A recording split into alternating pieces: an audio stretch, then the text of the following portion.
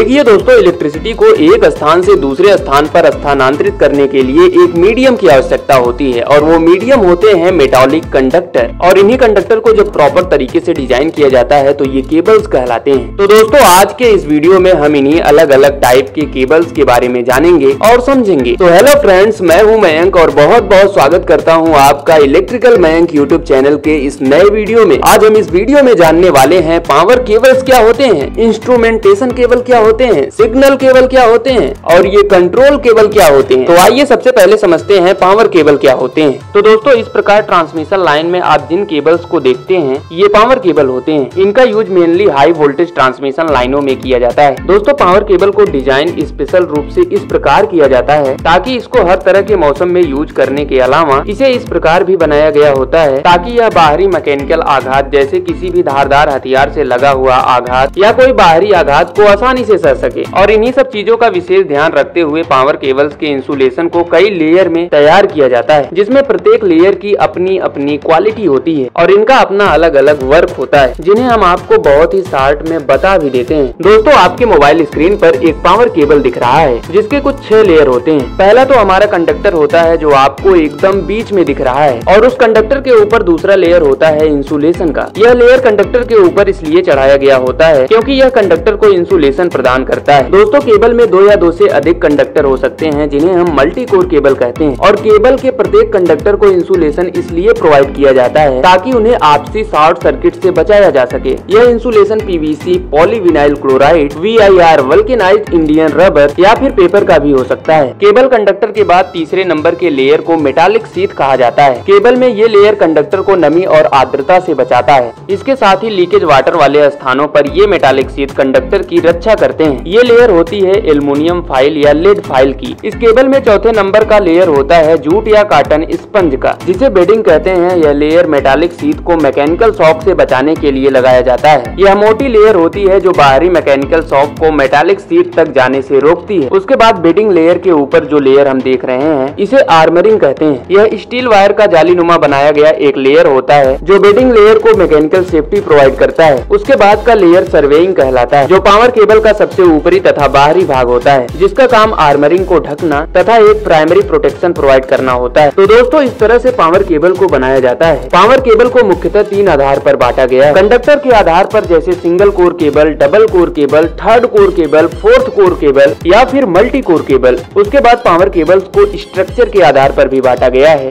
जिसमें general cable, blended cable, screen cable, XLPE cable, hollow cable, ये सारे cables आते हैं। उसके बाद वोल्टेज के आधार पर भी पावर केबल्स को बांटा जाता है, जिसमें low voltage cable, high voltage cable, super voltage cable, extra super voltage cable इत्यादि केबल्स आते हैं। तो दोस्तों, ये तो रहे पावर केबल क्या होते हैं, पावर केबल किस तरह से बने होते हैं, पावर केबल को किन किन आधार पर बांटा गया होता है, इसके बारे में हमने जान लिया। अब आगे हम बात करते हैं इंस्ट्रूमेंटेशन केबल की। दोस्तों, इंस्ट्रूमेंटेशन केबल का यूज इंस्ट्रूमेंट को आपस में कनेक्ट करने या कंट्रोल सिस्टम से कनेक्ट करने के लिए किया जाता है। ये केबल मल्टीपल स्ट्रेन कंडक्टर से मिलकर बने होते हैं। Instrumentation cable low power electrical signal को कैरी करते हैं। मेनली इंस्ट्रूमेंटेशन केबल्स के अंतर्गत आने वाले केबल्स होते हैं सिग्नल केबल, कंट्रोल केबल और कम्युनिकेशन केबल। तो दोस्तों, अगर मैं पहले सिग्नल केबल की बात करूं तो सिग्नल केबल वो केबल होते हैं जो इंस्ट्रूमेंटेशन सिग्नल अथवा डाटा को कैरी करते हैं। इनका काम इंस्ट्रूमेंट और कंट्रोल सिस्टम के बीच जैसे PLC, DCS या प्रोसेस कंट्रोलर के बीच सिग्नल को कैरी करना होता है। ये बहुत ही लो पावर इंस्ट्रूमेंटेशन सिग्नल को कैरी करते हैं। Current like 4 to 20 milliampere and voltage 0 to 5 volt. Instrumentation cable के अंतर्गत आने वाले सिग्नल केबल शील्डेड होते हैं, जो इन्हें एक्सटर्नल इंटरफेरेंस से बचाती है। एक्सटर्नल इंटरफेरेंस जैसे electromagnetic interference, radio frequency interference and electrostatic interference. Industry में इस प्रकार के इंटरफेरेंस आसानी से मौजूद होते हैं जो बहुत ही कम पावर कैरी करने वाले सिग्नल केबल को आसानी से डिस्टर्ब कर सकते हैं। दोस्तों, सिग्नल केबल कई तरह के हो सकते हैं, जिनमें से आज हम 3 तरह के सिग्नल केबल पर बात करेंगे। पहला होता है पेयर केबल। पेयर केबल में 2 इंसुलेटेड वायर या कंडक्टर होते हैं जो आपस में ट्विस्टेड होते हैं। पेयर केबल का यूज जनरली उस इंस्ट्रूमेंट के लिए किया जाता है जो 4 to 20 मिली एम्पियर के बीच वर्क करता है, जैसे pressure transmitter, level transmitter, flow transmitter और भी अदर ट्रांसमीटर। ये सिंगल पेयर या मल्टी पेयर टाइप के भी हो सकते हैं। अगला सिग्नल केबल ट्रायड केबल होता है, जिनमें 3 इंसुलेटेड वायर इस तरह से ट्विस्टेड होते हैं। ये सिंगल ट्रायड या मल्टी ट्रायड भी हो सकते हैं। इसके बाद का सिग्नल केबल थर्मोकपल केबल होता है। थर्मोकपल केबल को हम थर्मोकपल कंपनसेटिंग केबल भी कहते हैं। इस केबल को आइडेंटिफाइड किया जाता है कैपिटल लेटर C से। थर्मोकपल केबल केबल की इलेक्ट्रिकल प्रॉपर्टी थर्मोकपल की ही तरह होती है, लेकिन इसे उस मटेरियल से नहीं बनाया गया होता जिससे थर्मोकपल बना होता है। और दोस्तों, इंस्ट्रूमेंटेशन केबल का ही भाग होता है कंट्रोल केबल। कंट्रोल केबल को मल्टी कोर केबल भी कहा जाता है। इस एक केबल में मल्टी कोर इंसुलेटेड कंडक्टर होते हैं,